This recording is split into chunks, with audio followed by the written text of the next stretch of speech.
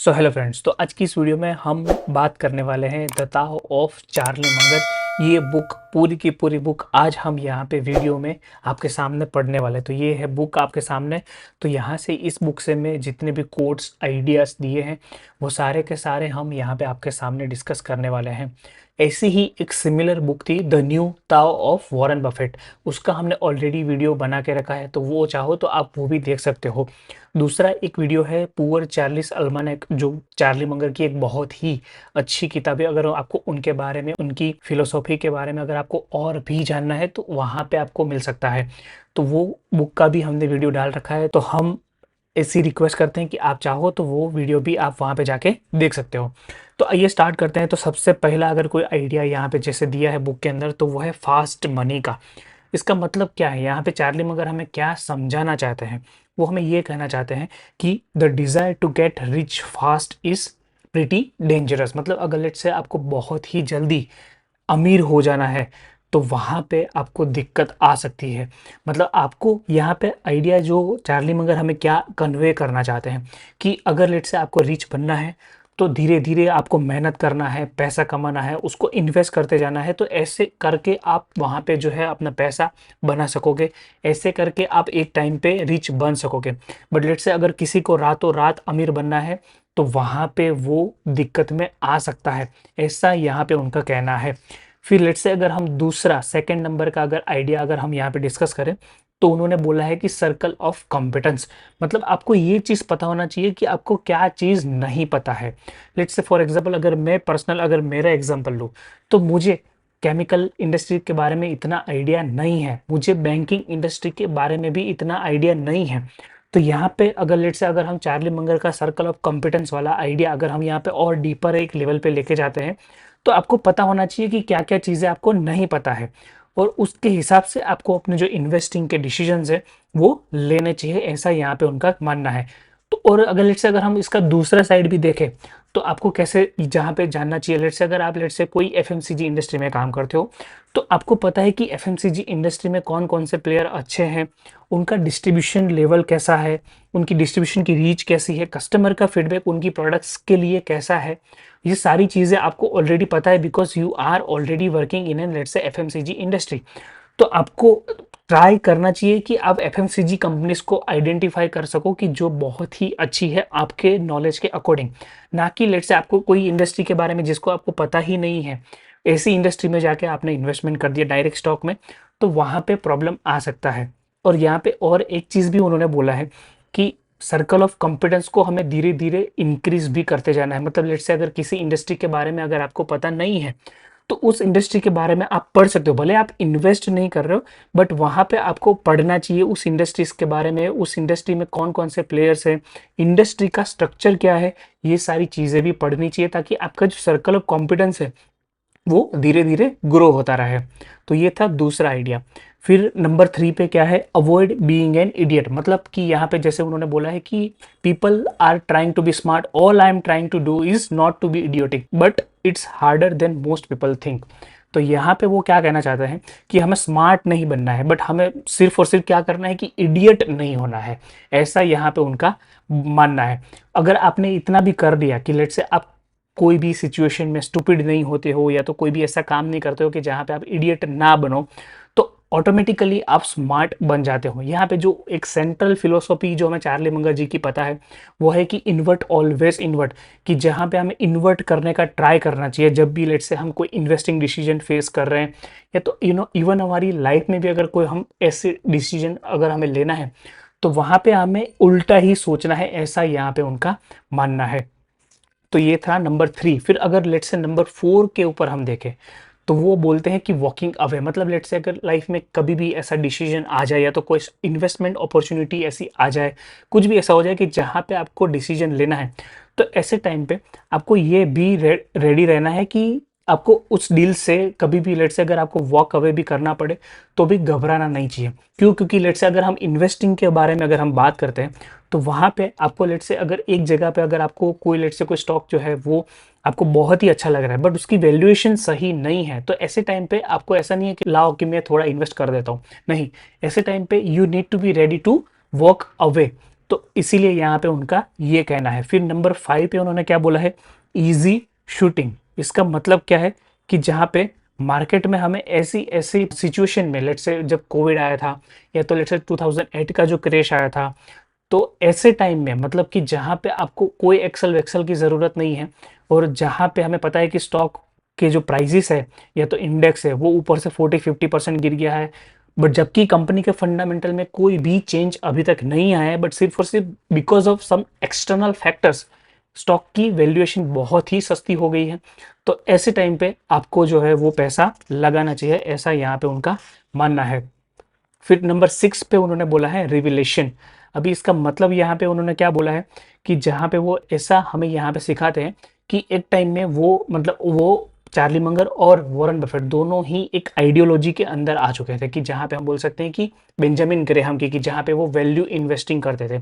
अभी Benjamin Graham की philosophy क्या थी उस टाइम पे, कि वो हमेशा ही ऐसी कंपनीज में इन्वेस्ट करती थी कि जो उनके जो नेट एसेट वैल्यू है, या तो जिसको हम बुक वैल्यू भी बोल सकते हैं फॉर जस्ट सिंप्लीफिकेशन, कि अगर कोई कंपनी उसके बिलो बुक वैल्यू पे अगर वो ट्रेड कर रही है तो वहां पे वो इन्वेस्ट करना पसंद करते थे। और जैसे ही कंपनी उसकी इंट्रिंसिक वैल्यू या तो उसकी बुक वैल्यू के आसपास वो पहुंच जाती थी तो वहां पे वो एग्जिट कर लेते थे। तो ये वॉरेन बफेट की अर्लियर उनकी फिलोसॉफी रहती थी। बट यहाँ पे चार्ली मंगर ने उनको क्या बोला कि आपको अभी इससे निकलना है, मतलब ये जो फिलोसॉफी है वो उनके लिए काम करी थी।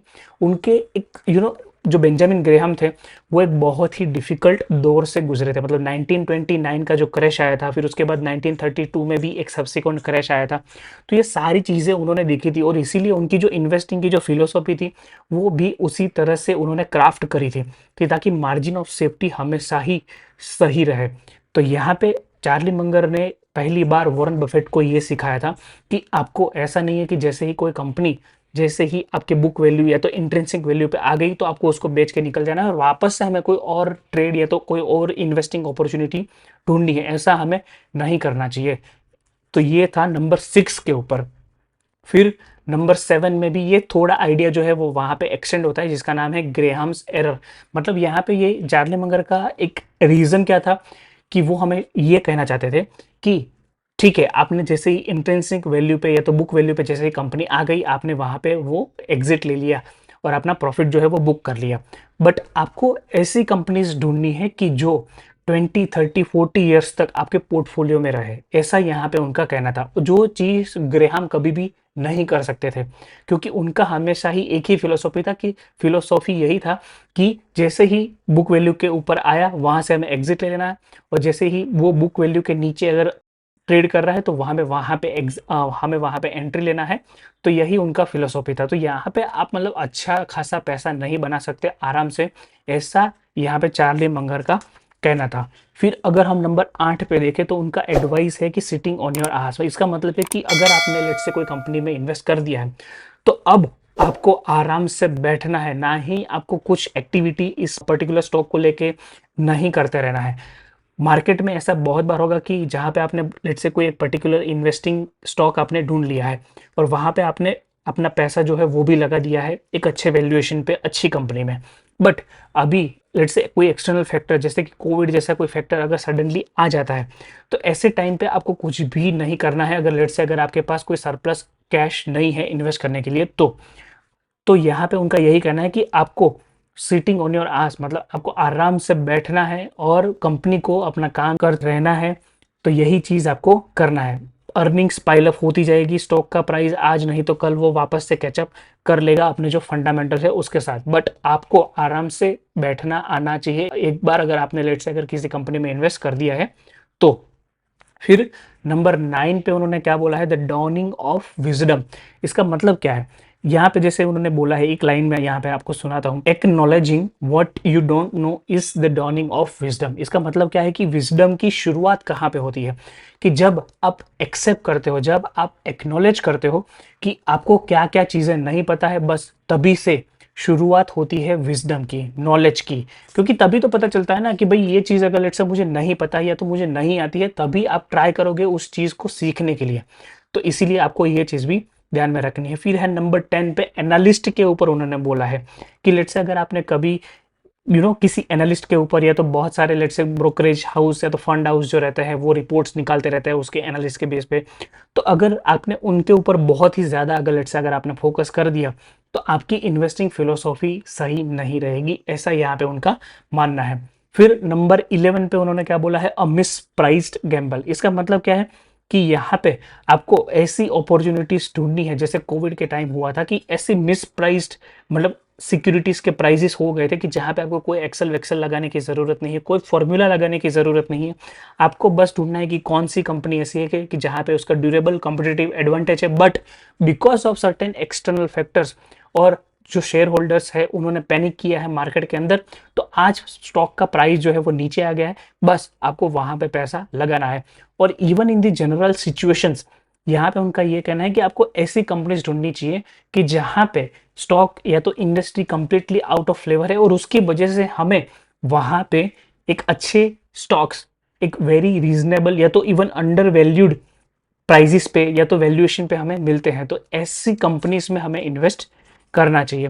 फिर है डाइवर्सिफिकेशन, मतलब यहाँ पे चार्ली मंगर जो है ना वो हमेशा ही ऐसा बोलते थे कि डाइवर्सिफिकेशन नहीं करना चाहिए, बट यहाँ पे उनका आइडिया ये भी था कि लेट्स से अगर कोई डाइवर्सिफिकेशन करना भी चाहता है तो उसके पीछे के रीजन उनके होते हैं। लेट्स से अगर कोई फंड मैनेजर बहुत सारा डाइवर्सिफिकेशन कर देता है तो वो ऑन एन एवरेज जो मार्केट का जो रिटर्न है ना वही उतना ही वो कमा पाएगा।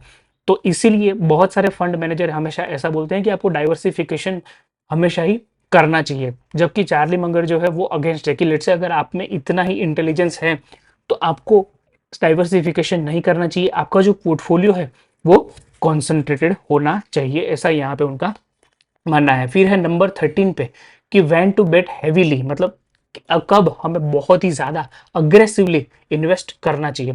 तो यहाँ पे उन्होंने जैसे बोला है, तो अगर मैं आपको समरी दूं तो यहाँ पे उनका ये मानना है कि जब लेट्स से अगर बेयर मार्केट चल रहा है और वहां पे अगर लेट्स से कोई क्रैश वैश आ जाता है उस टाइम पे, तो ऐसे टाइम पे आपको हैवीली बेट करना चाहिए।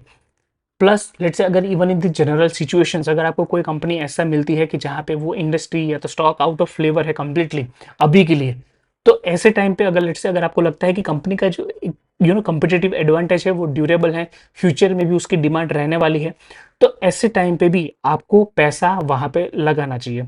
फिर नंबर 14 पे उन्होंने क्या बोला है कि द हर्ड। अभी इसका मतलब एक लाइन जो यहाँ पे लिखी है वो भी मैं आपको यहाँ पे सुनाता हूँ। Mimicking the herd invites regression to the mean, मतलब कि लेट्स से अगर आपने हर्ड मतलब कि एक ग्रुप या तो बहुत सारे लोग जिसको हम बोल सकते हैं, अगर लेट्स से बहुत सारे लोगों ने जैसा एक पोर्टफोलियो बनाया है, अगर लेट्स से अगर आपने भी वैसा ही पोर्टफोलियो अगर लेट्स से बना लिया तो आपका जो रिटर्न है वो भी हर्ड जैसा ही एक एवरेज ही रहेगा, ऐसा यहाँ पे उनका मानना है। फिर नंबर 15 पे उन्होंने बोला है फोर साइट, मतलब कि ability to forecast something, ability to see something in the future.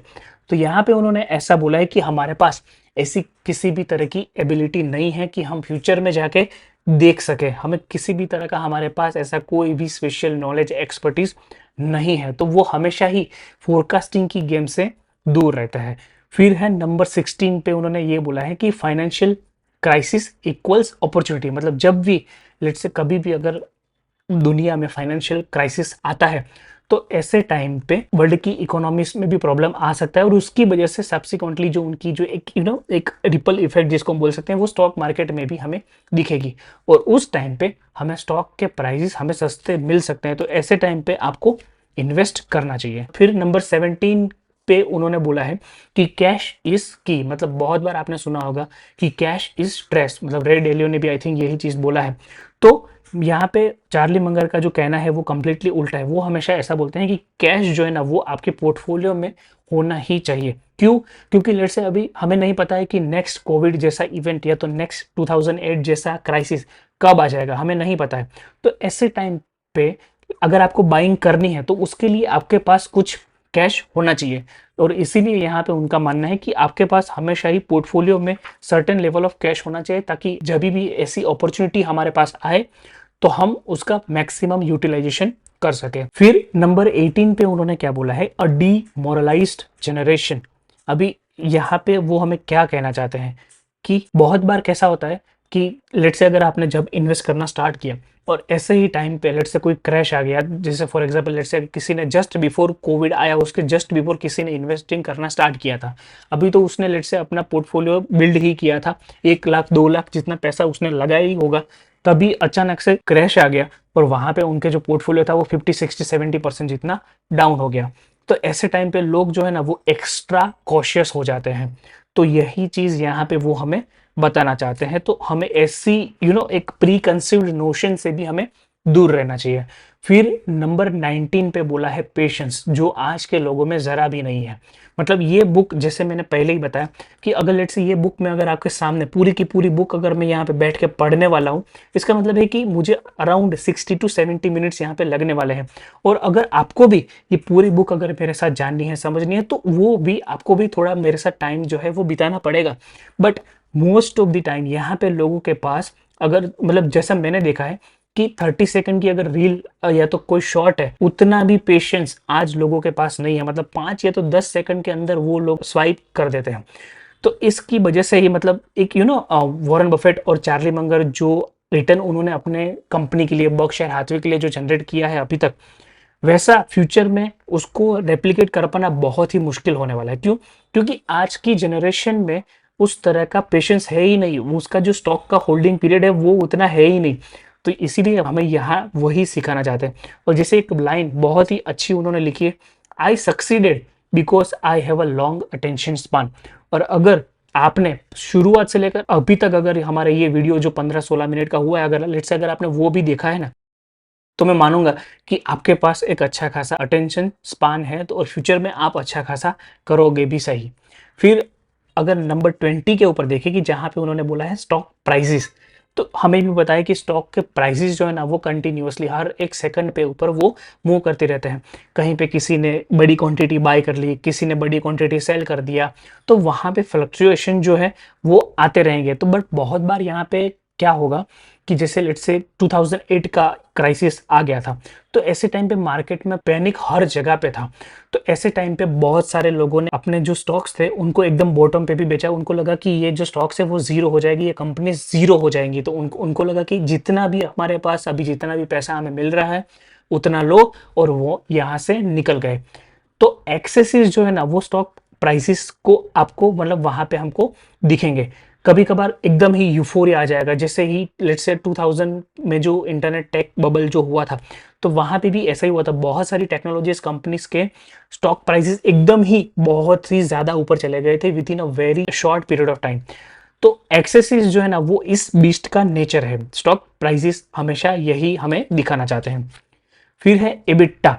अभी चार्ली मंगर जो है ना वो इसके एकदम ही खिलाफ है। मतलब वो हमें यहाँ पे ऐसा बोलते हैं कि ये जो इबिटा है ना, वो हमेशा ही आपको ऐसा समझना चाहिए कि इबिटा मतलब बुलशिट अर्निंग, ऐसा यहाँ पे उन्होंने बोला है। मतलब कि इबिटा को वो जरा भी वो रिस्पेक्ट यहाँ पे नहीं देते। वो एज अ कि जहाँ पे वो उसको कंसिडर भी नहीं करते होंगे जब किसी स्टॉक में अगर वो इन्वेस्ट करना चाहते हैं। तो फिर वो हमें यहाँ पे 22 नंबर पे हमें क्या सिखाना चाहते हैं, डेंजर्स ऑफ फाइनेंस कंपनीज। मतलब यहाँ पे बैंक्स, एनबीएफसीज और लेट्स से इंश्योरेंस कंपनी, ये 3 मेजर कैटेगरीज के कंपनीज जो है वो हम यहाँ पे इंक्लूड कर सकते हैं। तो यहाँ पे वो हमें क्या बताते हैं कि यहाँ पे उनकी जो कॉम्प्लेक्सिटी है, मतलब बहुत ऐसी कंपनीज है, बैंक्स, एनबीएफसीज या तो इंश्योरेंस कंपनीज, लेट्स से कोई भी कंपनी अगर आप इन 3 सेक्टर से अगर हम लेते हैं, तो उनके जो फाइनेंशियल जो रिपोर्ट्स है या तो फाइनेंशियल स्टेटमेंट्स है वो इतने कॉम्प्लिकेटेड होते हैं। मतलब वो उनको समझ पाना वो थोड़ा डिफिकल्ट रहता है। Even in the let's say अगर आप एक अच्छे खासे एनालिस्ट भी हो, तब भी आप उनकी जो बैलेंस शीट है, उनके कैश फ्लो स्टेटमेंट है या तो उनका जो पीएलएन स्टेटमेंट है, वहाँ पे भी मतलब बहुत ही कॉम्प्लेक्सिटी होती है, ऐसा यहाँ पे उनका मानना है। तो इसीलिए वो थोड़ा हमेशा ही कंजर्वेटिवली इस सेगमेंट के अंदर इन्वेस्ट करते थे। फिर उन्होंने बोला है कि ओवर कॉन्फिडेंस, नंबर 23 पे उन्होंने बोला है कि जहाँ पे अभी लेट्स से अगर हम यहाँ पे एक लाइन जो उन्होंने लिखी है, smart people are not exempt from professional disasters from overconfidence. और यहाँ पे बुक के अंदर जो उन्होंने एग्जाम्पल दिया है वो दिया है हमें एलटीसीएम का, कि लॉन्ग टर्म कैपिटल मैनेजमेंट करके एक हेज फंड स्टार्ट हुआ था, और जिसमें सारे के सारे मैथमेटिशियन या तो अच्छे एक लेवल के ऊपर जो एक वॉल स्ट्रीट के एनालिस्ट रहते थे, वही सारे यहाँ पे उन्होंने हायर किए थे। और ऐसा नहीं कि कोई जैसी तैसी कॉलेजेस से वो हायर हुए थे, हार्वर्ड, स्टैनफोर्ड, कैलटेक, ऐसी ऐसी जो रेप्यूटेड कॉलेजेस है वहाँ के मैथमेटिशियन ने उन एल्गोरिदम्स वगैरह को डिज़ाइन किया था। तो इसकी वजह से उनके जो मेन मैनेजर थे एलटीसीएम के, उनको लगा कि हमें कोई भी नहीं हरा सकता, मतलब हमने सारी फाइनेंशियल हिस्ट्री पढ़ी है, हमारे पास अच्छे से अच्छे एल्गोरिदम्स है, अच्छे से अच्छे लोग हैं, तो हम कभी फेल नहीं होंगे। बट इसी ओवर कॉन्फिडेंस के अंदर एलटीसीएम ने अपना जो पूरा का पूरा कंपनी था उसको डुबा दिया। अपने जो शेयर होल्डर्स थे वहां से उन्होंने जितना भी पैसा उठाया था वो भी सारा का सारा उन्होंने वाइप आउट कर दिया था। तो ओवर कॉन्फिडेंस जो है ना वो स्टॉक मार्केट में वो अच्छा नहीं है। फिर नंबर 24 पे उन्होंने बोला है इन्वेस्टमेंट मैनेजर्स। मतलब कि यहाँ पे इन्वेस्टमेंट मैनेजर या तो इन्वेस्टमेंट बैंकर्स जो होते हैं वो क्या करते हैं कि हमेशा ही लेट्स से एक ऐसी कॉम्प्लेक्स या तो जार्गन वाली लैंग्वेज हमेशा यूज करते हैं इन्वेस्टर्स के सामने, पोटेंशियल इन्वेस्टर या तो पोटेंशियल क्लाइंट के सामने वो ऐसी कॉम्प्लेक्स बातें करते हैं। But most of the time क्या होता है कि ये जितने भी इन्वेस्टमेंट मैनेजर्स होते हैं ना वो इंडेक्स को भी बीट नहीं कर पाते हैं। और जबकि होता क्या है कि भले ही लेट से अगर आपने किसी स्कीम के अंदर या तो किसी पीएमएस के अंदर आपने लेट से उस सिर्फ और सिर्फ उस इन्वेस्टमेंट मैनेजर या तो फंड मैनेजर के एक मार्केटिंग स्किल के ऊपर आपने वहां पे पैसा लगा दिया, बट आपने देखा कि वहां पे एफडी जितने भी रिटर्न आपको नहीं मिल रहे हैं, बट वहां पे जो फंड मैनेजर या तो इन्वेस्टमेंट मैनेजर है उसने अपना कमीशन जो है वो उसने बना लिया है। तो इसीलिए आपको ये एक चीज आपको ध्यान में रखनी चाहिए लेट्स अगर आप ऐसे कहीं पे भी इन्वेस्ट करते हो तो।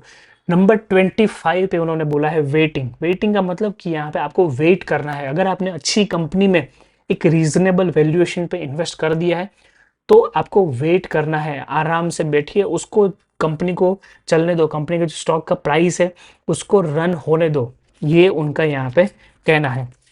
फिर नंबर 26 के ऊपर उन्होंने क्या बोला है, टैक्स शेल्टर्स। अभी इसका मतलब क्या है कि लेट्स से बहुत सारी कंपनीज में क्या होता है कि अगर लेट्स से एक कंपनी दूसरी कंपनी को अगर कुछ डिविडेंड देती है तो वहां पे टैक्स होता है। तो ऐसी जगह पे मतलब यहाँ पे चार्ली मंगर और जीनियस माइंड जिसको हम बोल सकते हैं वॉरेन बफेट, ये दोनों ने ऐसी कंपनी बनाई है, कंपनी का जो स्ट्रक्चर है वो भी ऐसा बनाया है कि जहां पे लेट से अगर किसी कंपनी है, लेट से बर्कशायर हाथवे की कोई एक सब्सिडरी है कि जो एक कैश जनरेटिंग मशीन है, और most of the companies of Berkshire Hathaway are that way. तो लेट से अगर किसी कंपनी से अगर एक्सेस कैश फ्लो आता है तो वो कैश एक कंपनी से मतलब सब्सिडरी से लेट से अगर बर्कशायर हाथवे तक अगर उनको मूव करवाना है तो वो आराम से कर सकते हैं विदाउट पेइंग एनी टैक्सेस। ऐसा यहाँ पे उनका मानना है और इसीलिए उन्होंने बोला है टैक्स शेल्टर्स।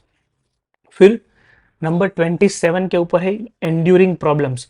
मतलब कि यहाँ पे क्या है कि हमें लाइफ में प्रॉब्लम्स जो है वो आते रहने हैं। और लेट्स से अगर कोई बिजनेस भी अगर आपने कहीं पे इन्वेस्ट किया है तो ऐसा नहीं है कि वो बिजनेस जो है वो कंटिन्यूअसली अच्छा करता रहेगा।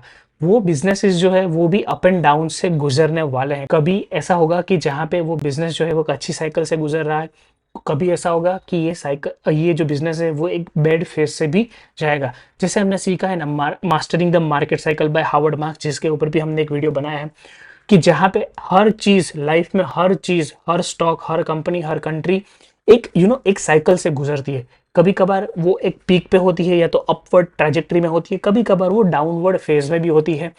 तो इसीलिए यहाँ पे उन्होंने बोला है कि एंड्यूरिंग प्रॉब्लम्स। फिर है नंबर 28 के ऊपर सरप्राइजेस। मतलब कि बहुत बार ऐसा होगा कि आपकी लाइफ में या तो आपकी इन्वेस्टिंग जर्नी में कुछ सरप्राइजेस आपको फेवरेबल मिलेंगे, कभी कभार आपको अनफेवरेबल सरप्राइजेस भी मिलेंगे, बट आपको दोनों चीजों को हैंडल करना आना चाहिए।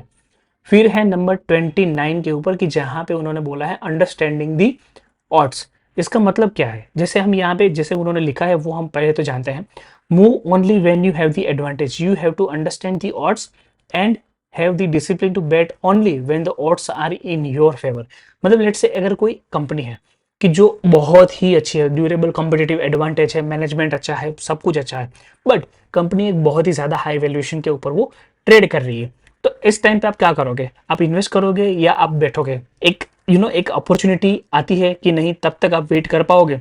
तो यहीं पे यहाँ पे जो बेसिक आइडिया है ना वो हमें यही बताना चाहते हैं चार्ली मगर कि आपको ऑड्स को समझना चाहिए। मतलब जब उसी कंपनी का स्टॉक प्राइस ऊपर से 50, 60, 70% डाउन आ गया है, let's say for reasons like Covid, तो ऐसे टाइम पे आपको आपका जो ओड है ना, ओड मतलब कि आपका चांस ऑफ सक्सेस कि जहाँ पे आप अच्छा रिटर्न बना पाओगे, तो वहाँ पे जब ऐसे क्रैशेस आ जाते हैं स्टॉक प्राइसेस में, तब आपके चांसेस बहुत ही ज़्यादा बढ़ जाते हैं और जिसको हम बोल सकते हैं कि odds are in your favour. तो ऐसे टाइम पे आपको मूव करना चाहिए और यहाँ पे हमें ये भी देखना है कि उन्होंने क्या बोला है, move only when you have the advantage, मतलब आपके पास जब एडवांटेज हो तभी आपको इन्वेस्ट करना चाहिए। फिर नंबर 30 पे उन्होंने क्या बोला है, अ फ्यू गुड कंपनीज, मतलब यहाँ पे बहुत सारी companies, for example even in the Indian stock market बहुत सारी, मतलब close to what 5 to 6,000 companies are listed. क्या सारी की सारी कंपनीज पे हम इन्वेस्ट कर पाएंगे? मुश्किल से उसमें 500 या तो 400 जितनी कंपनीज होगी कि जो एक इन्वेस्टेबल यूनिवर्स में आती होगी। तो हमें बस वहां से भी हम हमारा जो पोर्टफोलियो है 10-15 या तो 20 स्टॉक्स का, अगर हमें वो बिल्ड करना है तो हमें वो कंपनीज को ढूंढना है, हमें वेट करना है कि जब तक वो हमें एक रीजनेबल वैल्यूएशन पे ना मिले। फिर है नंबर 31 की जहां पे उन्होंने बोला है the ownership of a business, मतलब बहुत बार लोगों को ऐसा लगता है कि स्टॉक हमने खरीद लिया, एक खरीदा, दो खरीदा, या 1000 या तो 10,000 या लाख या तो 10 लाख या तो 1 करोड़, उससे कोई फर्क नहीं पड़ता है। बट आपको हमेशा ये जानना है कि लेट्स से अगर आपने उस कंपनी के 100 में से एक शेयर अभी अगर आपने परचेस किया या तो 10 शेयर लेट से परचेस किया है आउट ऑफ 100 स्टॉक्स, तो वहां पे आप 10% के उस पर्टिकुलर बिजनेस के मालिक हो, ऐसा यहाँ पे आपका जो माइंडसेट है ना वो होना चाहिए। ना कि सिर्फ और सिर्फ बस ये 10 स्टॉक्स मैंने परचेस किए हैं, जब भी मेरा प्राइस आएगा तो मैं निकल जाऊंगा, नहीं। आपको उस बिजनेस का लेट्स 10% जो है ना वो आपको आपका अपना समझना है। एक शेयर होल्डर का माइंडसेट जिसको डेवलप करना बोलते हैं ना, वहां पे हमें चार्ली मंगर ये सिखाना चाहते हैं। फिर नंबर 32 के ऊपर वो बोलते हैं रिकॉग्नाइजिंग रियलिटी, मतलब यहाँ पे उनका आइडिया क्या है, वो हमेशा ये सिखाना चाहते हैं हमें कि आपको रियलिटी मतलब एक्चुअल में जो भी चीज़ है ना उसको फेस करना आना चाहिए। मतलब हमें अवॉइड नहीं करना है रियलिटी को, भले ही रियलिटी चाहे कितनी भी खराब क्यों ना हो, बट लेट्स से अगर हम उसको फेस कर पा रहे हैं, हम उसको एक्चुअल में जो फेस वैल्यू पे अगर हम उसको है उसको ऐसा ही अगर हम उसको ले रहे हैं ना, तभी जाके हम लाइफ में आगे बढ़ पाएंगे। फिर है नंबर 33 के ऊपर कि not being stupid, again invert, always invert, ये वाला आइडिया हमें यहाँ पे जानना है कि हमें स्टूपिड नहीं बनना है, automatically you will make smarter decisions. फिर क्या है नंबर 34 के ऊपर अपॉर्चुनिटी, इसका मतलब क्या है कि जब अपॉर्चुनिटी आपके पास आए तो उस टाइम पे अच्छे से आपको वहां पे इन्वेस्टमेंट करना है, अच्छा खासा पैसा आपको अपनी कंपनीज के अंदर, अपने जो भी म्यूचुअल फंड्स है वहां पे आपको लगाना चाहिए। मतलब अपॉर्चुनिटी एक ऐसी चीज है जो बार बार नहीं आती है, तो जब आए तो आपको फुल फोर्स के साथ आपको पार्टिसिपेट वहां पे करना चाहिए। फिर है नंबर 35 पे जहां पे उन्होंने बोला the future of Berkshire Hathaway, तो यहाँ पे उन्होंने क्या बोला है कि बर्कशायर जो है वो हमेशा ही एक अच्छे हाथों में रहने वाला है, तो उसके लिए कभी भी आपको चिंता करने की जरूरत नहीं है। फिर नंबर 36 पे ऊपर क्या बोला है, फाइनेंशियल डिमेंशिया। अभी इसका मतलब क्या होता है कि डिमेंशिया मतलब कि लोग भूल जाते हैं कि पास्ट में क्या क्या हुआ है, कि बहुत बार ऐसे बबल्स आते हैं, मेनियाज आते हैं, पब्लिक पैनिक करती है, स्टॉक के प्राइसेस क्रैश हो जाते हैं सडनली, या तो स्टॉक के प्राइसेस सडनली अप हो जाते हैं, बट ये लोग जो है ना वो भूल जाते हैं। तो इसीलिए यहाँ पे वो हमें समझाना चाहते हैं कि फाइनेंशियल डिमेंशिया जो है वो बहुत ही डिफिकल्ट होता है। फिर है नंबर 37 के ऊपर कि जहाँ पे उन्होंने business valuation, if people were not wrong so often we would not be so rich. अभी इसका मतलब क्या है कि बहुत बार मतलब मोस्ट ऑफ द टाइम जो फंड मैनेजर्स या तो इवन इंडिविजुअल्स लाइक मी और यू, कि जहाँ पे हम एक बिजनेस को पर्टिकुलरली वैल्यू नहीं कर पाते हैं, तो यहाँ पे वो हमें यही समझाना चाहते हैं कि बिजनेस वैल्यूएशन जो है ना वो बहुत ही क्रिटिकल चीज़ है। कि जहाँ पे लेट से मुझे अगर पर्टिकुलर कोई स्टॉक के अंदर या तो पर्टिकुलर किसी कंपनी के अंदर मुझे ऐसा लगता है कि ये बिजनेस ज़्यादा ही ओवर वैल्यूड है अकॉर्डिंग टू माई कैलकुलेशन, तो इसको मैं आके सेल कर देता हूँ। तो वहाँ पे कोई लेट से अगर कोई बायर है बट उसको लगता है कि ये बिजनेस अभी फ्यूचर पे और भी बड़ा हो सकता है और अभी इसकी जो वैल्यूएशन है वो एकदम मैच नहीं हुए हैं, तो वो वहाँ पे परचेस कर लेगा। तो इसीलिए बिजनेस वैल्यूएशन जो है ना वो बहुत ही सब्जेक्टिव चीज़ है, तो हमें ये यहाँ पे सीखनी चाहिए। फिर है 38 के ऊपर कि waiting is the hardest part. जो पहले भी हमने इसी बुक में अभी जो जाना था, एक था पेशेंस और दूसरा था सिटिंग ऑन योर आस। तो ये सारी चीजें हैं, तो सेम ही चीजें हैं कि वेटिंग जो है वो हार्डेस्ट पार्ट है। तो ये बात भी उनका सही है। फिर है वेडिंग इन। अभी इसका मतलब क्या है कि जब भी आपको ऐसी अपॉर्चुनिटी आपके सामने आए कि लेट्स से कोविड आ गया या तो 2008 का क्रैश आ गया, मार्केट में हर जगह पे पैनिक चल रहा है, हर बंदा जिसके भी पास स्टॉक था वो सारा का सारा वो बेच के कैश में आ रहा है या तो कोई और चीजें परचेस कर रहा है और स्टॉक के प्राइसेस सडनली डाउन जा रहे हैं। ऐसे टाइम पे आपको पैसे लगाने हैं, यही टाइम है। एक कॉन्ट्रारियन इन्वेस्टिंग करके एक टर्म होता है कि जहां पे हम यही चीज हम सिखाना चाहते हैं कि जब सारे लोग बेच रहे हैं हमें बाय करना है, बस इसी को बोलते हैं वेडिंग इन नंबर 39 के ऊपर। फिर अगर लेट्स अगर हम नंबर 40 के ऊपर बात करें, एकेडमिक सोर्सरी। अभी इसका एक लाइन जो यहाँ पे लिखा है वो मैं आपको पढ़ के सुनाता हूँ। By and large I don't think too much of finance professors, it is a field with witchcraft. मतलब यहाँ पे वो ऐसा बोलते हैं कि बहुत कैलकुलेशंस करके आप एक फाइनेंस के अंदर एक अच्छी खासी वेल्थ क्रिएट नहीं कर पाओगे। मतलब फाइनेंस में अगर बहुत बार यूएस के अंदर भी ये चीज जो है कि जहाँ पे वो लोग एफिशिएंट मार्केट थियरी करके एक चीज है वो वहां पे वो सिखाते हैं, तो क्या वो एक्चुअल में वर्क करती भी है। फिर दूसरा है कैपिटल एसेट प्राइसिंग मॉडल। वो भी प्रोफेसर यूनिवर्सिटीज के अंदर जब फाइनेंस के सब्जेक्ट है तो वहां पे वो ये सारी चीजें सिखाते हैं। अभी क्या उतने फॉर्मूलाज लगा लगा के क्या आप इन्वेस्टिंग कर पाओगे? तो यहाँ पे यही उनका कहना है कि too much of theory is not good sign. फिर नंबर 41 के ऊपर उन्होंने बोला है ग्रीडी बैंकर्स। बैंकिंग एक ऐसा प्रोफेशन है कि जहां पे आपको हमेशा ही दिन रात पैसों के साथ आपको खेलना है। तो यहाँ पे क्या होता है ना कि बैंकर्स जो है ना कुछ एक एक्स्ट्रा परसेंटेज पॉइंट कमाने के लिए भी वो कुछ ना कुछ डेरिवेटिव में पोजीशंस बना लेते हैं अपने बैंक को अच्छा दिखाने के लिए, अच्छा प्रॉफिट दिखाने के लिए। तो इसीलिए वो बोलते हैं कि ग्रीडी बैंकर्स। हमेशा ही बैंकिंग एक ऐसा सेक्टर है कि जहाँ पे आपको बहुत ही केयरफुली अपना बिजनेस, अपना स्टॉक पिक करना चाहिए। फिर 42 पे यही आइडिया वहां पे एक्सटेंड हो रहा है कि इन्वेस्टिंग इन बैंक्स।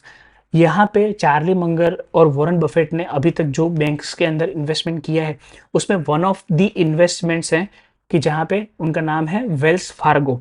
अभी ये कंपनी जो है ना ये एक काइंड ऑफ अ बैंक है जो कंजर्वेटिवली रन होती है और इसीलिए यहाँ पे उन्होंने उसमें इन्वेस्ट किया है। फिर नो सिंगल फॉर्मूला, मतलब चाहे हम कितनी भी बातें क्यों ना कर ले बट यहाँ पे कोई एक पर्टिकुलर एक प्री डिफाइंड कोई फॉर्मूला नहीं है इन्वेस्टिंग का। हर कंपनी एक नए पर्सपेक्टिव के साथ आपको हमेशा ही उसको देखना पड़ेगा। तो जैसे यहाँ पे अगर एक लाइन लिखा है मैं आपको पढ़ के सुनाता हूँ। There is not a single formula, you need to know a lot about business and human nature and the numbers. It is unreasonable to expect that there is a magic system that will do it for you. मतलब आपको business के बारे में भी पता होना चाहिए, company के जो मैनेजमेंट है उसके बारे में भी पता होना चाहिए, कंपनी इंडस्ट्री में कौन कौन सी इंडस्ट्री में काम करती है, उसके कॉम्पिटिटर्स कौन कौन से हैं, ये सारी चीज़ों के बारे में भी आपको पता होना चाहिए, तभी जाके आप एक अच्छा डिसीजन ले पाओगे। फिर है नंबर 44 के ऊपर ऑन टेक्नोलॉजी। अभी यहाँ पे चार्ली मगर हमें क्या सिखाना चाहते हैं कि आपको पता होना चाहिए कि कब टेक्नोलॉजी आपकी कंपनी को हेल्प करेगी और कब आपकी कंपनी को डिस्ट्रॉय करेगी। तो ये अगर लेट से आपको ये दो डिस्क्रिमिनेशन अगर आपको पता है तो आपको पता चलेगा और आप खुद भी डिसीजन ले पाओगे based on the let say new disruptions और new technologies that are coming up in the market. फिर है नंबर 45 के ऊपर कि जहां पे उन्होंने बोला है सक्सेसफुल इन्वेस्टिंग। अभी ये कैसे किया जाता है, जैसे यहाँ पे उन्होंने लिखा है कि it requires crazy combination of gumption and patience and then ready being to pounce when the opportunity presents itself. यहाँ पे वो क्या बोलते हैं कि आपके पास पेशेंस तो होना ही चाहिए, बट जब अपॉर्चुनिटी आपके सामने प्रेजेंट अपने आप को करे तो ऐसे टाइम पे आपको उस अपॉर्चुनिटी को कैसे मैक्सिमम यूटिलाइज भी किया जाए वो भी आपको आना चाहिए। फिर नंबर 46 के ऊपर वो क्या बोलते हैं बीटिंग दी एवरेज। अभी आपको एवरेज से दूर कैसे आप जा सकते हो, तो यहाँ पे जैसे उन्होंने लिखा है it is in the nature of stock market that they go down so people suffer then, conservative investing and steady saving without expecting miracle is the way to go. मतलब कि यहाँ पे आपको लेट से अगर कोई कोई ऐसा बोलता है ना कि आप ये स्टॉक ले लो नेक्स्ट वीक में ये 10-20% आपको रिटर्न दे देगा, नहीं, ऐसा नहीं, आपको एक लॉन्ग टर्म पर्सपेक्टिव बनाना है किसी कंपनी में भी इन्वेस्ट करने के लिए, तभी जाके आप एक जो एक इंडेक्स है उससे बेटर रिटर्न कमा पाओगे। और यहाँ पे जैसे उन्होंने एडवाइस भी दिया है कि for most people it is easier and safer if they just invest their money and buy into index fund. तो ये एक चीज आपको ध्यान में रखनी है। फिर है नंबर 47 के ऊपर कि जहाँ पे वो बात करते हैं कमीशंस।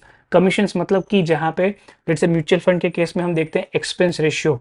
फिर दूसरा है कि जहाँ पे जैसे अगर आपने पीएमएस या तो ऐसी कोई स्कीम के अंदर अगर आपने इन्वेस्ट किया तो वहां पे उनके कमीशंस रहते हैं। तो वो हमेशा ही ऐसा कहते हैं अगर बहुत ज़्यादा कमीशन है तो ऐसे फंड से आपको दूर रहना चाहिए। फिर अगर हम नेक्स्ट पार्ट की ओर तरफ अगर बढ़े तो नंबर 48 के ऊपर उन्होंने बोला है कि the great depression, you don't ever want to do anything to push an economy to collapse, terrible things result. मतलब कि जो फेडरल बैंक्स है या तो इन इंडिया केस आरबीआई कि जहाँ पे वो इंटरेस्ट रेट को इतना ज़्यादा बढ़ा देते हैं कि जहाँ पे कंजम्पशन होना बहुत ही ज़्यादा मुश्किल हो जाता है, तो इकोनॉमी एक डाउन ट्रेंड में चली जाती है या तो रिसेशन में चली जाती है। तो इसीलिए वो बोलते हैं कि आपको कभी भी इकोनॉमी को इतना पुश नहीं करना चाहिए कि वो कोलैप्स ही हो जाए।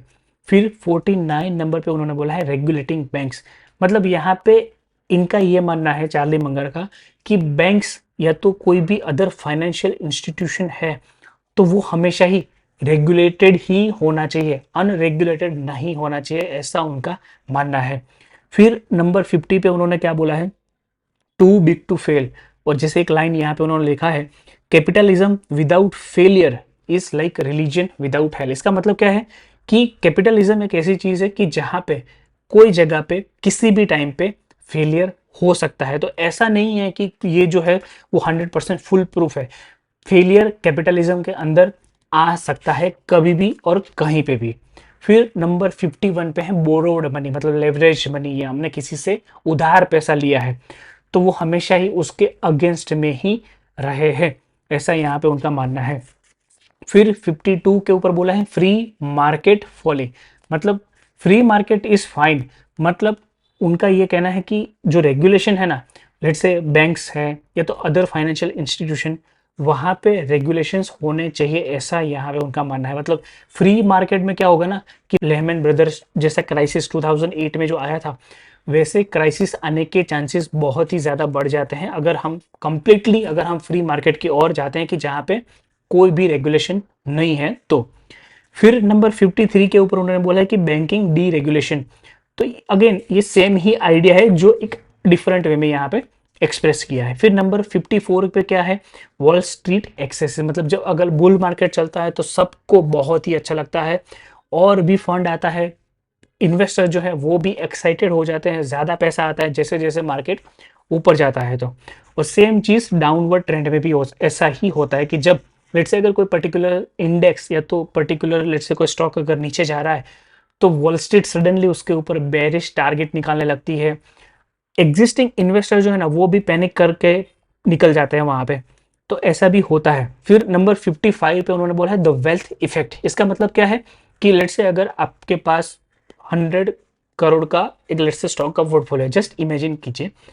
तो अगर आपको लगता है कि ये जो स्टॉक का जो प्राइजेस है 100 करोड़ वो अभी कंटिन्यूसली बढ़ रहा है, लेट्स से आपने नेक्स्ट वीक देखा तो 110 करोड़ हो गया, उसके बाद देखा तो 120 करोड़ हो गया, तो आपको लग रहा है कि आपकी जो एसेट है, आपके पास जो एसेट्स है वो कंटिन्यूसली वैल्यू में बढ़ रहे हैं।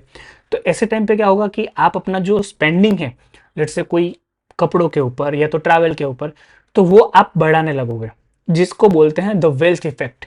कि आपको लगता है कि मेरी वेल्थ बढ़ रही है तो मैं अपना जो स्पेंडिंग है उसको भी बढ़ा देता हूं। तो इसी को बोलते हैं द वेल्थ इफेक्ट। फिर नंबर 56 के ऊपर है प्रिंटिंग मनी। मतलब यूएस एक ऐसी कंट्री है कि जिसके पास अनलिमिटेड पावर है कि वो कंटिन्यूसली चाहे तो वो अपना जो डॉलर है यूएस डॉलर उसको वो प्रिंट कर सकती है। बट यहाँ पे डाउन साइड क्या है कि जिस बंदे के पास भी कैश पड़ा है उसके कैश की, उसके जो यूएस डॉलर है उसकी वैल्यू कंटिन्यूसली कम हो रही है अगर वो कैश है। बट लेट्स से अगर उसने कोई फाइनेंशियल एसेट्स या तो कोई और एसेट अगर परचेस कर रखा है इंस्टेड ऑफ कैश, तो उसकी वैल्यू जो है वो बढ़ती रहेगी विथ रिस्पेक्ट टू प्रिंटिंग। तो ये एक चीज भी हमें ध्यान में रखनी है। फिर है 57 के ऊपर की, जहां पे उन्होंने बोला है एसेट इन्फ्लेशन। मतलब चार्ली मंगर इस चीज को एक पॉजिटिवली यहाँ पे ले रहे हैं कि जहाँ पे लेट से आपने जब पहला अपना घर लेट से 20-30 साल पहले जब खरीदा था, तो वो समवेयर अराउंड 1 लाख के आसपास शायद आपको मिला होगा। लेट से अगर आप अभी उसको आप सेल करना चाहते हो और अभी आपको उसकी प्राइस जो है वो 50-60 लाख अगर आपको वहां पे मिलता है, तो वो एक अच्छी बात है, ऐसा यहाँ पे चार्ली मंगर का मानना है। तो उस टाइम पे जो 1 लाख की वैल्यू रही होगी, वो आज इन्फ्लेशन एडजस्टेड अगर हम करें तो वो सिमिलर वे में ही हो सकती है। मतलब यहाँ पे वो ऐसा बोलते हैं कि एसेट इन्फ्लेशन जो है वो सबके लिए अच्छा है, ऐसा यहाँ पे उनका मानना है। फिर नंबर 58 के ऊपर है ऑयल रिजर्व्स, कि यहाँ जहाँ पे वो यूएस को ऐसी एडवाइस देते हैं कि हमें हमारा जो ऑयल का रिजर्व है वो हमें इतनी जल्दी यूज नहीं करना चाहिए, जबकि हमें बाकी के जो कंट्री से लेट्स से सऊदी अरेबिया, जहाँ जैसे बुक के अंदर मेंशन है, उनके जो ऑयल के रिजर्व है वो हमें यूज करने चाहिए। ये जो हमारा ऑयल रिजर्व है, हमारा मतलब यूएस का, तो वो हमें जब कोई ऐसा रेनी डे आता है, बहुत ही इमरजेंसी की सिचुएशन आती है, तभी हमें वहां से ऑयल एक्सट्रैक्ट करना चाहिए, ऐसा यहाँ पे वो बुक के अंदर सजेस्ट कर रहे हैं। फिर 59 में उन्होंने कोरिया को थोड़ा प्रेस किया है। वो बोलते हैं कि कोरिया की जो जनरेशन है, कोरिया के जो लोग हैं, वो बहुत ही ज़्यादा हार्ड वर्किंग है कंपेयर टू यूएस, कि जहाँ पे लोग जो है ना वो बहुत ही आलसी होते जा रहे हैं दिन ब दिन, ऐसा यहाँ पे उनका मानना है। फिर 60 नंबर पे क्या है, कैरेट्स एंड स्टिक्स। इसका मतलब क्या है कि यहाँ पे वो हमें ये सिखाना चाहते हैं कि हमें कभी भी किसी भी बंदे को कोई भी चीज़ फ्री में नहीं देनी चाहिए। मतलब हमारे पास ऐसे मैकेनिज्म्स होने चाहिए कि जहाँ पे कैरेट्स एंड स्टिक्स, मतलब अगर लेट से कोई बंदा काम नहीं कर रहा है तो उसको कुछ पनिशमेंट भी वहाँ पे मिलना चाहिए, और लेट से अगर वो काम कर रहा है तो उसको पर्टिकुलर जो उसके इंसेंटिव्स है वो भी वहाँ पे उनको मिलने चाहिए। मतलब बेसिक अगर आइडिया में यहाँ पे आपको समझाऊं तो आपको यही है कि जहाँ पे हमें कोई भी चीज़ मतलब आपको इजीली या तो फ्री में नहीं देनी चाहिए अपने सिटीजन्स को। जैसे हम इंडिया में 80 करोड़ लोगों को हम आटा, चावल, दाल, ये सारी चीज़ें हम फ्री में देते हैं, ऐसा नहीं होना चाहिए, ऐसा यहाँ पे वो हमें बताते हैं।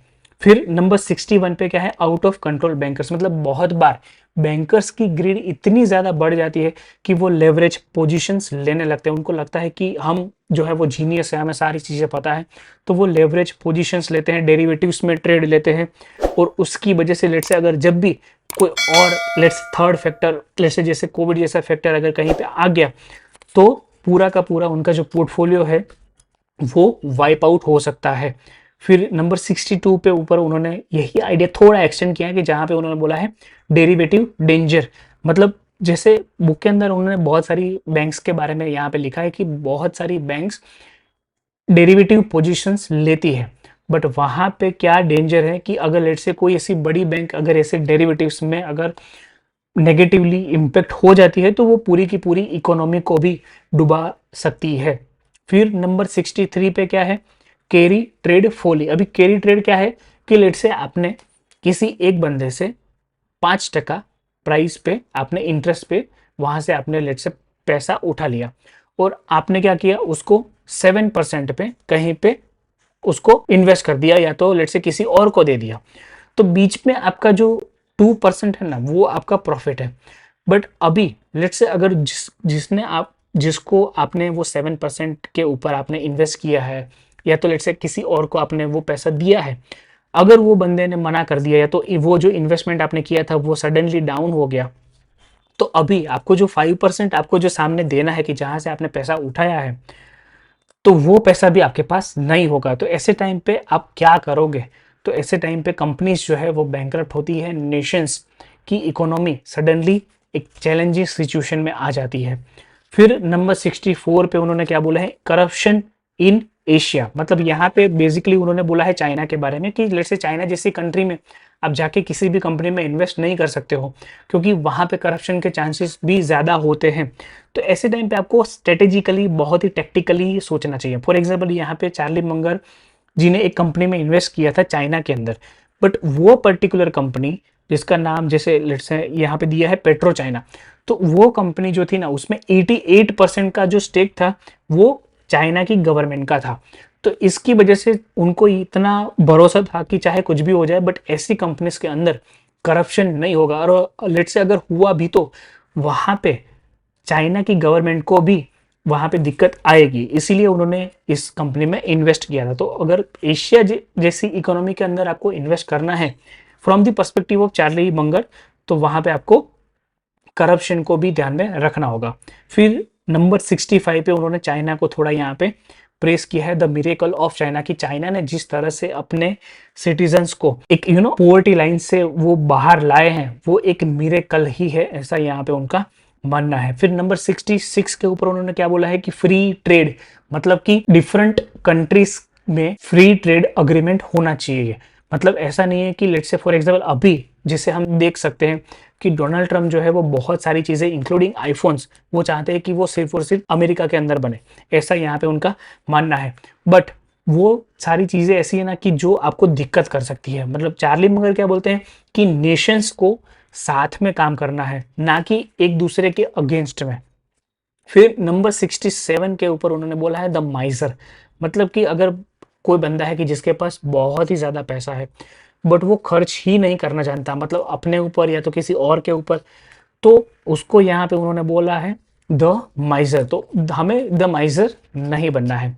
फिर नंबर 68 के ऊपर उन्होंने कमेंट्री दी है कॉर्पोरेट टैक्सेस के ऊपर, कि जहाँ पे वो ऐसा बताते हैं कि लेट्स से अगर वो इस दुनिया को चलाते होते या तो उस पर्टिकुलर कंट्री को वो चलाते होते, तो वो कॉर्पोरेट टैक्सेस को कम रखते हैं, ऐसा यहाँ पे उन्होंने बोला है। और यहाँ पे उन्होंने एग्जाम्पल दिया है सिंगापुर और हांगकांग का, कि वो एक दो पर्टिकुलर कंट्रीज हैं कि जो इतने फाइनेंशियल के हब कैसे बन गए। तो इसीलिए यहाँ पे उन्होंने बोला है कि अगर हमें यूएस को अगर आगे लेके जाना है तो कॉर्पोरेट टैक्सेस को कम हमें रखना चाहिए। क्यों? कॉर्पोरेट टैक्सेस बहुत ही ज़्यादा है लेट से किसी भी कंट्री में, तो बिजनेसेस क्या करेंगे कि वहाँ से वो शिफ्ट करके दूसरी कंट्री में, कि जहाँ पे कॉर्पोरेट टैक्सेस कम है वहाँ पे वो शिफ्ट हो जाएंगे, जॉब्स भी वहाँ पे शिफ्ट हो जाएगी। तो इसीलिए यहाँ पे चार्ली मंगर का आइडिया है कि कॉर्पोरेट टैक्सेस आपको कम ही रखने चाहिए। फिर नंबर 69 पे क्या है, रिड्यूसिंग स्टैंडर्ड, मतलब कि जो फाइनेंशियल स्टेटमेंट्स होते हैं या तो मार्जिन ऑफ सेफ्टी भी आप जिसको बोल सकते हो, कि जहाँ पे बैंकिंग जो एक बहुत ही लेवरेज्ड बिजनेस है, तो ऐसे टाइम पे हमें हमारा जो स्टैंडर्ड है उसको हाई रखना चाहिए, हमारी जो मार्जिन ऑफ सेफ्टी है उसको हाई रखनी चाहिए, ना कि उसको कम करते जाना है। और जितना ये स्टैंडर्ड या तो मार्जिन ऑफ सेफ्टी कम होती जाएगी उतना ही कंपनीज के शेयर होल्डर्स को प्रॉब्लम होगी। नंबर 70 पे है बाय एंड होल्ड, मतलब कि आपने स्टॉक बाय कर लिया, म्यूचुअल फंड के यूनिट्स बाय कर लिए, अभी आपको उसको होल्ड करना भी आना चाहिए। जैसे हमें पहले भी डिस्कस कर लिया कि कोई भी बिजनेस होगा वो एक साइकिल से गुजरेगा, कोई भी म्यूचुअल फंड होगा वो भी एक साइकिल से गुजरेगा, कभी ऊपर होगा कभी नीचे होगा। तो ऐसे टाइम पे आपको बाय एंड होल्ड करना आना चाहिए। अगर आपके पास एक एक्सीलेंट बिजनेस आपने अच्छे एक रिलेटिवली अंडर वैल्यूड वैल्यूएशन पे अगर आपने खरीदा है तो। फिर नंबर 71 पे उन्होंने क्या बोला है, द कॉर्पोरेट मर्जर्स। यहाँ पे उन्होंने यही आइडिया दिया है कि जितने भी मर्जर्स या तो एक्विजिशंस होते हैं उसमें मेजोरिटी मर्जर्स एंड एक्विजिशन होते हैं वो वैल्यू डिस्ट्रक्ट ही करते हैं। तो हमेशा ही आपको भी देखना चाहिए कि ऐसी कंपनीज में इन्वेस्टमेंट करें कि जो कंपनीज पर्टिकुलरली बहुत ज़्यादा मर्जर एंड एक्विजिशन नहीं करती है। फिर नंबर 72 पे है गोइंग टू एक्सट्रीम्स, मतलब कि ना बहुत ही ऊपर ना बहुत ही नीचे, हमें एक स्टेडी रेट में हमारा पोर्टफोलियो जो है वो ग्रो करते रहना है। मतलब हमें ऐसा नहीं है कि मुझे एकदम सडनली मुझे रातों रात मुझे अमीर हो जाना है, नहीं, going to extreme will never going to help. फिर नंबर 73 पे क्या है, बिग मनी इक्वेशन, कि जहां पे वो हमें क्या बताते हैं, a great business at a fair price is superior to a fair business at a great price. मतलब अगर बहुत ही अच्छा बिजनेस है ना तो उसको हमें फेयर वैल्यूएशन के ऊपर भी अगर लेट्स से अगर वो हमें मिल रहा है तो वो हमें लेना चाहिए, कंपेयर टू एक मीडियोकर बिजनेस बहुत ही अच्छी वैल्यूएशन, मतलब बहुत ही अंडर वैल्यूड वैल्यूएशन पे अगर हमें मिल रहा है तो। फिर 74 पे उन्होंने क्या बोला है, टू काइंड्स ऑफ बिजनेसेस। अभी इसमें क्या है, एक बिजनेस ऐसा होता है कि जिसको कंटिन्यूसली पैसों की ज़रूरत नहीं होती है, वो फिर भी चलते रहता है। और दूसरा बिजनेस ऐसा होता है कि जिसको कंटिन्यूसली उसमें कुछ ना कुछ कैपिटल इन्फ्यूज़ करते रहना है। तो वो क्या कहते हैं कि आपको ऐसे बिजनेसेस में इन्वेस्ट करना चाहिए कि जिसको बाहर से उतना कैपिटल की रिक्वायरमेंट नहीं है, उस वो जितना भी कैश फ्लो वो जनरेट करता है उससे ही उसका जो बिजनेस है वो आराम से चलता रहेगा। ऊपर से वो डिविडेंड या तो बायबैक्स जो है वो अपने शेयर होल्डर के लिए करता रहेगा। फिर नंबर 75 पे उन्होंने बोला है अ फ्यू कंपनीज सर्वाइव। मतलब यहाँ पे बेसिक आइडिया क्या है कि बहुत ही कम ऐसी कंपनीज होती है जो 100-200 सालों तक चलती रहेगी। मेजोरिटी बिजनेसेस है वो डिसरप्ट हो जाएंगे नए बिजनेसेस से। फिर नंबर 76 पे उन्होंने पर्टिकुलरली सीज कैंडीज के ऊपर बात किया है कि जहाँ पे उन्होंने एक ऐसे बिजनेस में इन्वेस्ट किया था कि जो बिजनेस सालों से चलता आ रहा था जब उन्होंने बाय किया, और अभी भी वो चलता आ रहा है। और ये बिजनेस एक ऐसा बिजनेस है कि जहाँ पे एक्सटर्नल कैपिटल की भी इतनी ज़रूरत नहीं है, वो कैश जनरेट करता रहता है। प्लस कंपनी के अंदर एक ड्यूरेबल कॉम्पिटिटिव एडवांटेज भी है इन टर्म्स ऑफ ब्रांड। तो यहाँ पे कंपनी अपने प्रोडक्ट्स के प्राइसेस कंटिन्यूअसली इन्फ्लेशन के साथ बढ़ाते रहते हैं। फिर नंबर 77 के ऊपर वो हम बताते हैं कि इजी डिसीजंस, पेनफुल डिसीजंस। मतलब एक बिजनेस ऐसा होता है कि जो कंटिन्यूअसली इजी डिसीजंस देता रहता है और फिर भी वो आगे बढ़ता रहता है। और एक बिजनेस ऐसा होता है कि जो कंटिन्यूअसली अपने शेयर होल्डर को पेन देता है। तो हमेशा ही ऐसे बिजनेसेस में इन्वेस्ट करें कि जहाँ पे इजी डिसीजंस हो और फिर भी बिजनेस आराम से चलते रहें। फिर नंबर 78 पे उन्होंने क्या बोला है, मार्केट डिक्लाइंस। मतलब ऐसा जरूरी नहीं कि मार्केट कंटिन्यूअसली स्टेबल रहे या तो कंटिन्यूअसली ऊपर जाता रहे। मार्केट आज नहीं तो कल वो नीचे आने ही वाला है, आपको जस्ट वेट करना है। और जब आए तो आपकी जो अच्छी कंपनीज जो आपने ऑलरेडी सिलेक्ट कर रखी है वहां पे आपको पैसा लगाना है। फिर नंबर 79 पे उन्होंने क्या बोला है, वेयर टू प्लेस अवर बेट। तो लेट से जो एक लाइन यहाँ पे लिखी है वो मैं आपको पढ़ के सुनाता हूँ। Averaged out betting on the quality of a business is better than betting on the quality of management, but very rarely you find a manager who is so good that you are wise to follow him into what looks like a mediocre business। तो बहुत ही rarely ऐसा होता है कि जहाँ पे management जो है ना उसके ऊपर आपको बैट करना चाहिए। यहाँ पे बेसिक आइडिया यही है कि आपको हमेशा ही जो कंपनी के इकोनॉमिक्स है, यूनिट इकोनॉमिक्स बोलो या तो कंपनी के ओवरऑल फंडामेंटल्स है, उसी के ऊपर आपको इन्वेस्ट करना, ना कि कंपनी के मैनेजमेंट के ऊपर। कंपनी के मैनेजमेंट चाहे ए ग्रेड क्यों ना हो, बट अगर कंपनी के फंडामेंटल्स उसको सपोर्ट नहीं करते, कंपनी जिस इंडस्ट्री में है वहां पे कॉम्पिटिटिव इंटेंसिटी बहुत ज्यादा है, तो ऐसे में आपको इन्वेस्ट नहीं करना चाहिए। आपको हमेशा ही कंपनी के फंडामेंटल्स के बेस पे इन्वेस्ट करना है, ना कि कंपनी के मैनेजमेंट के ऊपर। That is the basic idea of this 79 number. फिर अगर हम देखें 80 नंबर पे क्या लिखा है, इंसेंटिव्स के ऊपर। चार्ली मुंगर हमेशा ही इंसेंटिव के ऊपर बहुत ज़्यादा बातें करते हैं।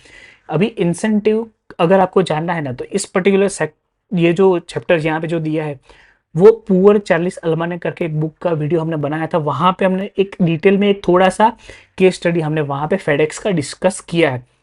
तो मैं चाहूँगा कि आप वहाँ पे जाके उस चीज़ को रेफर करो, आपको पता चलेगा कि चार्ली मंगर इंसेंटिव के बारे में क्यों इतना ज़्यादा डिस्कस करते हैं। फिर 81 नंबर पे ऊपर उन्होंने दो कंपनीज के बारे में यहाँ पे बात किया है, AIG एंड जनरल इलेक्ट्रिक। तो यहाँ पे बेसिक आइडिया यही है कि लेट्स से कि जब बहुत लेवरेज होता है कोई भी कंपनी के अंदर, तो अच्छी से अच्छी companies like AIG and general electric भी डूब जाती है, या तो एक बेड फेज से उनको गुजरना पड़ता है। फिर 82 के ऊपर लेस लेवरेज।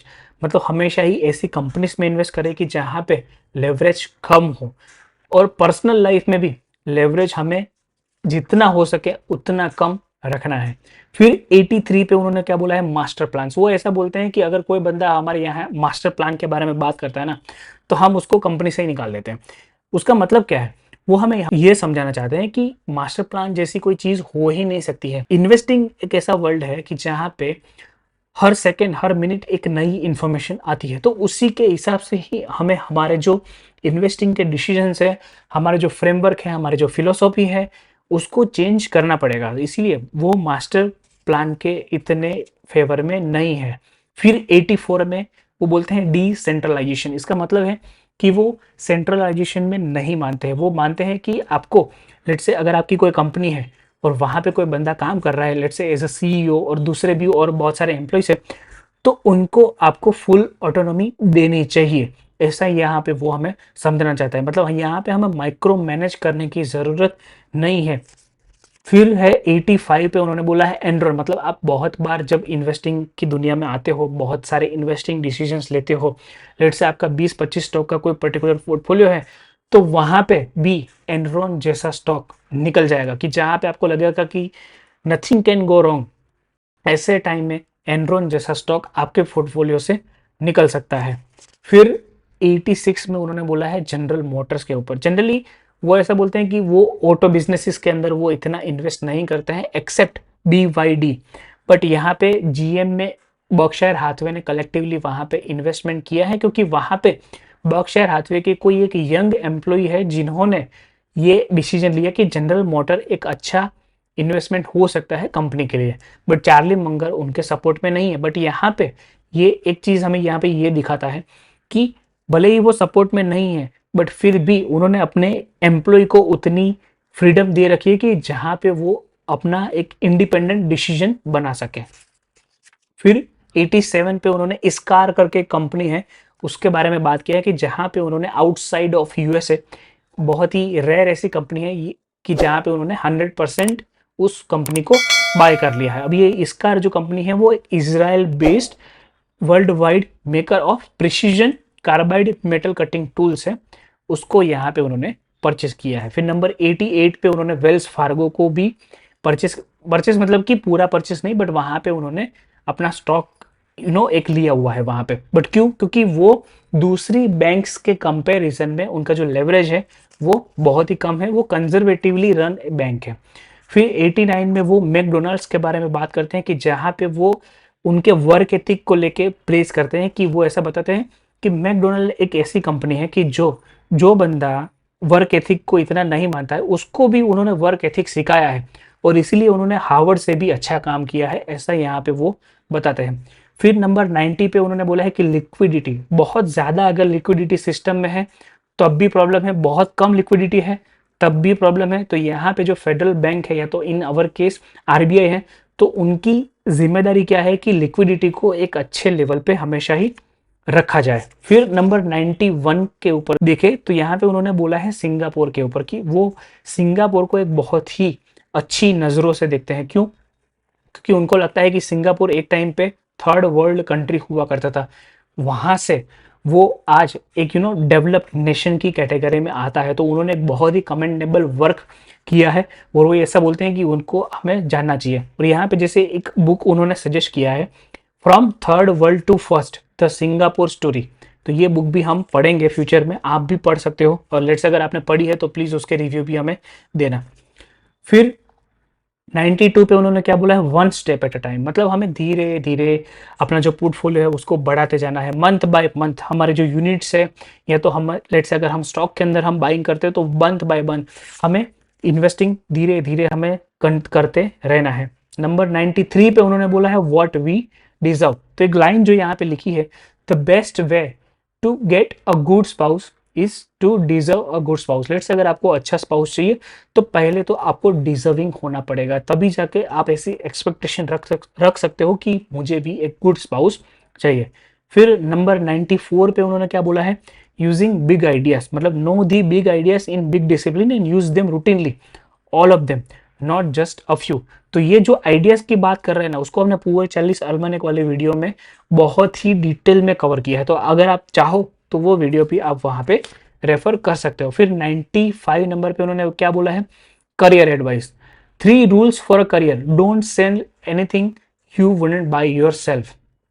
जो चीज आप कभी बाय नहीं करोगे ना, उसको आप कभी किसी और को सेल भी नहीं करनी चाहिए। दूसरा, don't work for any one you don't respect and admire. मतलब जिसके साथ आपका कोई रिस्पेक्ट आप जिस बंदे के से आप नहीं कर रहे हो उसके साथ आपको काम भी नहीं करना चाहिए। और नंबर 3 पे उन्होंने बोला है work only with people you enjoy. मतलब जिसके साथ आपको काम करने में मजा आए उसी के साथ आपको काम करना चाहिए। फिर नंबर 96 के ऊपर बोला है नो इट ऑल्स। मतलब ऐसे लोग कि जिसके पास हर क्वेश्चन का आंसर रहता है, वो हमेशा कॉन्फिडेंटली आंसर करते हैं हर क्वेश्चन का आंसर, चाहे वो कहीं से भी पूछ लो, तो ऐसे लोगों से वो दूर रहते हैं। फिर नंबर 97 पे उन्होंने क्या बोला है, अ वेस्ट ऑफ एजुकेशन। मतलब यहाँ पे उनका प्राइमरी फोकस क्या है, वो ऐसा बताते हैं कि कंट्री के बेस्ट इंजीनियर्स बोलो या तो बेस्ट माइंड्स बोलो, वो आज सारे के सारे जो भी हैं वो इन्वेस्टिंग वर्ल्ड में आना चाहते हैं, क्विक मनी बनाना चाहते हैं। जबकि चार्ली मंगर का ये कहना है कि उनको जो कंट्री के जो प्रॉब्लम्स है उनको सॉल्व करने के लिए उनका फोकस होना चाहिए, ना कि सिर्फ और सिर्फ कैसे हम फंड्स ज्यादा से ज्यादा बेच सके। फिर नंबर 98 पे उन्होंने क्या बोला है, एडमिटिंग स्टूपिडिटी। मतलब अगर लेट से अगर आपने कहीं पे मिस्टेक किया है तो उसको एडमिट करना भी एक क्वालिटी है। अगर आप उसको एडमिट नहीं करते हो तो ये एक अच्छा साइन नहीं है। फिर नंबर 99 पे उन्होंने बोला है मेकिंग मिस्टेक्स। मतलब इन्वेस्टिंग हो या कोई और प्रोफेशन क्यों ना हो, ऐसा जरूरी नहीं है कि आप मिस्टेक ना करो। मिस्टेक हमेशा ही होगी, बट वहां पे आपको ये चीज ध्यान में रखनी है कि सेम मिस्टेक हमें दोबारा नहीं करनी है। मिस्टेक तो होने वाली है और हर मिस्टेक से हमें सीखना भी है। फिर नंबर 100 पे उन्होंने क्या बोला है, स्पेशलाइजेशन।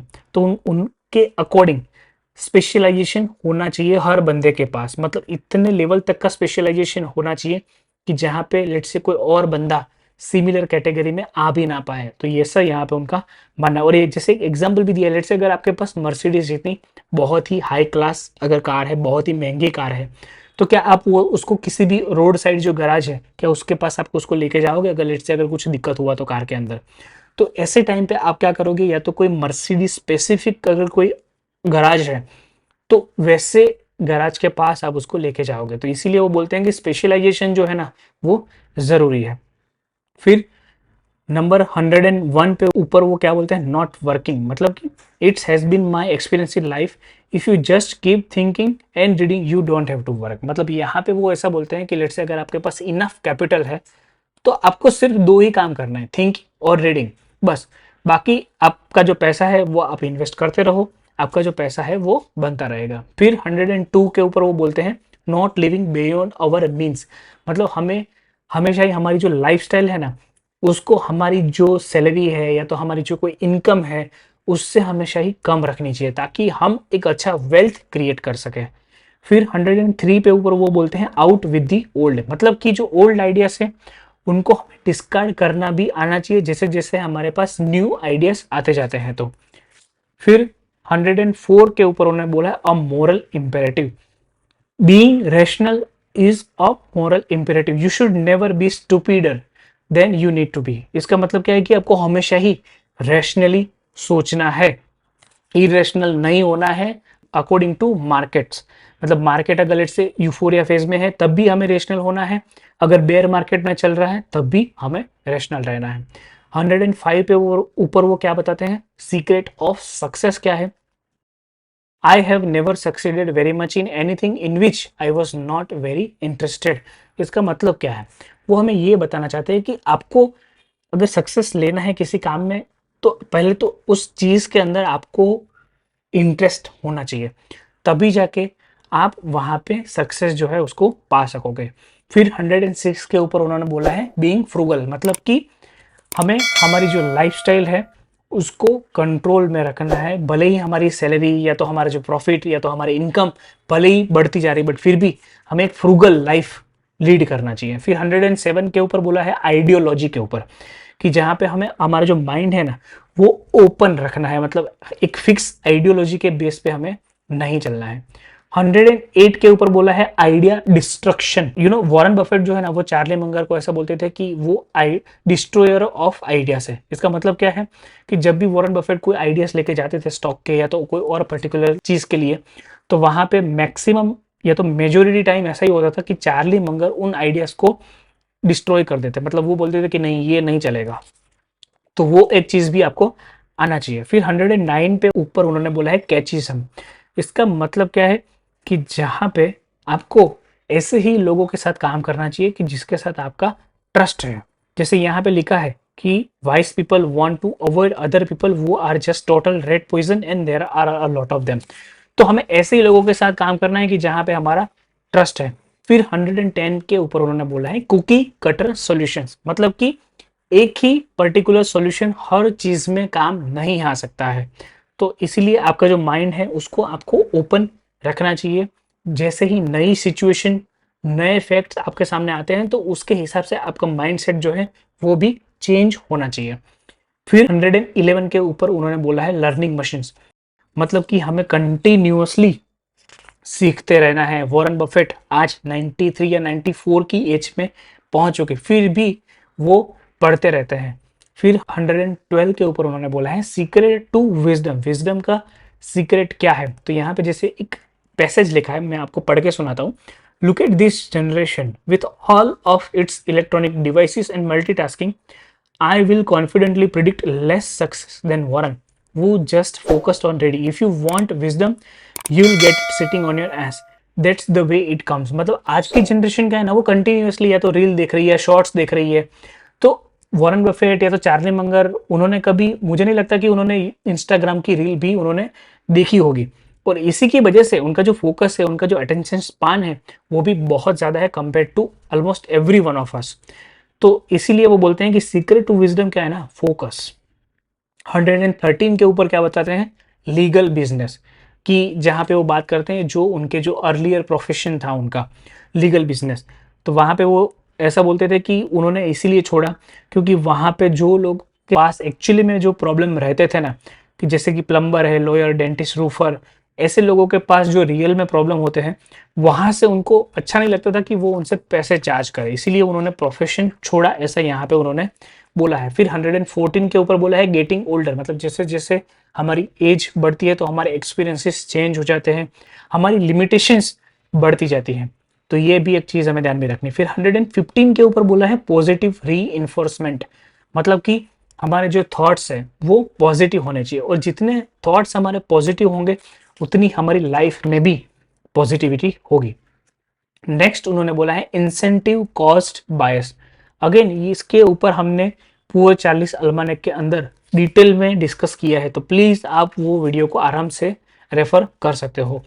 फिर 117 के ऊपर क्या बोला है, नैरो माइंडेडनेस, मतलब आपका जो माइंड है ना वो ओपन होना चाहिए। हमारा किसी एक पर्टिकुलर आइडियोलॉजी को लेके हमारा माइंड जो है ना वो फिक्स नहीं होना चाहिए। फिर 118 के ऊपर बोला है लिविंग वेल, मतलब हमें हमारी बॉडी का बहुत ही अच्छे से ख्याल रखना चाहिए, स्ट्रेस नहीं लेना चाहिए। अच्छा, हमें जो फूड है, हमारा हमारा डाइट जो है उसको भी हमें अच्छे से मेंटेन करना चाहिए। फिर 119 के ऊपर उन्होंने मैरिज एडवाइस क्या दिया है कि आपको ऐसी ऐसे स्पाउस से आपको मैरी करना चाहिए कि जिसका एक्सपेक्टेशन लो हो। फिर 120 के ऊपर उन्होंने बोला है द वरीड रिच, मतलब चाहे कितना भी पैसा अगर कोई बंदे के पास क्यों ना हो, बट अगर वो कंटिन्यूअसली अगर वो वरीड रहता है देन इट इज प्रॉब्लमेटिक। फिर 121 के ऊपर उन्होंने द कोका कोला कंपनी के ऊपर थोड़ा प्रेस किया है कि कंपनी जो है उन्होंने जब बाय किया और कैसे वो कंपनी जो है वो ग्रो हुई over the period of time, company ने डिविडेंड भी अच्छा खासा दिया। तो ये सारी चीज़ों के बारे में यहाँ पे उन्होंने डिस्कस किया है। फिर अगर हम 122 के ऊपर बात करें तो एक इमोशन के बारे में बात किया है जिसका नाम है एनवी, कि आपको जेलसी फील नहीं होना चाहिए किसी और के प्रति। फिर 123 के ऊपर उन्होंने बोला है रीडिंग के ऊपर, वन ऑफ माय फेवरेट्स, कि वो ऐसा बोलते हैं कि आपको रीड करते रहना चाहिए, और खास करके जैसा उन्होंने यहाँ पे बोला है तो आपको बायोग्राफीज ज़्यादा पढ़नी चाहिए, ऐसा यहाँ पे वो बोलते हैं।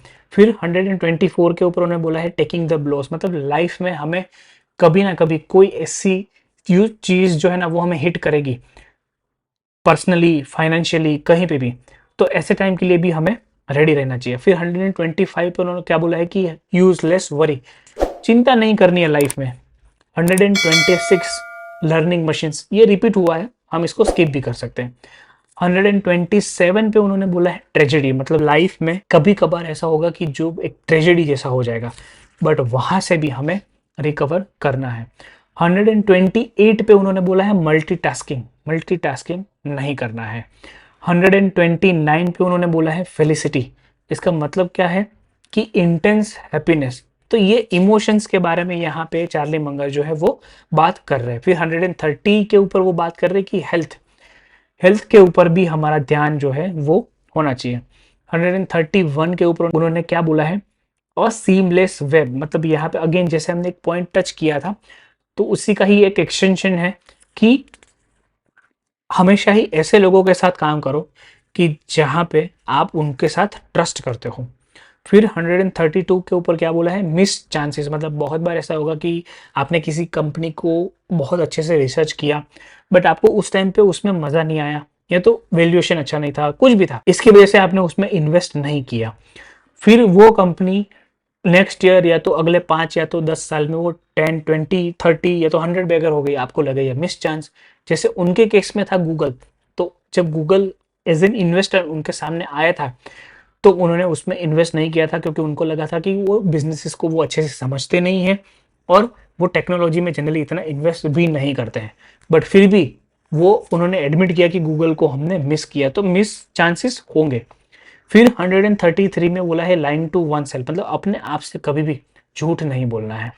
134 पे ट्रूथ, ट्रूथ मतलब कि जो भी है उसको फेस करना है हमें, हमें अपने आप को कभी भी फूल नहीं बनाना है। 135 पर्सपेक्टिव, जिसको हम बोलते हैं ना हिंदी में दृष्टिकोण, तो पर्सपेक्टिव बहुत ही क्रिटिकल है। और लेट्स से अगर कोई कंपनी में अगर आपको इन्वेस्ट भी करना है तो वहां पे भी आपको मल्टीपल डिफरेंट पर्सपेक्टिव आपके पास होने चाहिए। कस्टमर की ओर से भी आपको सोचना है, इन्वेस्टर की ओर से भी सोचना है, कंपनी के मैनेजमेंट की तरफ से भी सोचना है, तभी आपको पता चलेगा कि वेदर वी शुड इन्वेस्ट और नॉट। फिर 136 पे उन्होंने बोला है मल्टी डिसिप्लिन, मतलब कि आपको अकाउंटिंग भी थोड़ा आना चाहिए। कंपनी लेट से अगर कोई लेट से एफएमसीजी इंडस्ट्री में, तो बेसिक इंडस्ट्री का जो वर्किंग क्या है वो भी आपको पता होना चाहिए।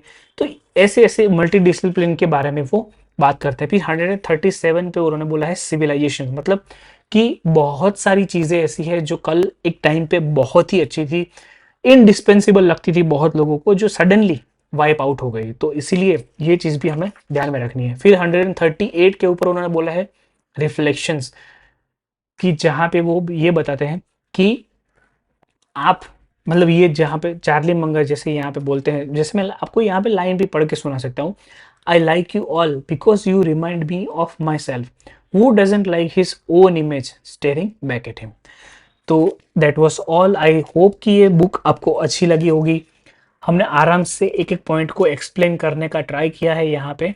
तो अगर आपको लगता है कि हमने एफर्ट डाले हैं तो प्लीज़ इस वीडियो को लाइक कीजिएगा, अपने फ्रेंड्स एंड फैमिलीज के साथ इसको शेयर कीजिएगा, और हमारी जो चैनल है उसको भी आप सब्सक्राइब कीजिएगा, और उसके लिए आप सबको एडवांस में थैंक यू।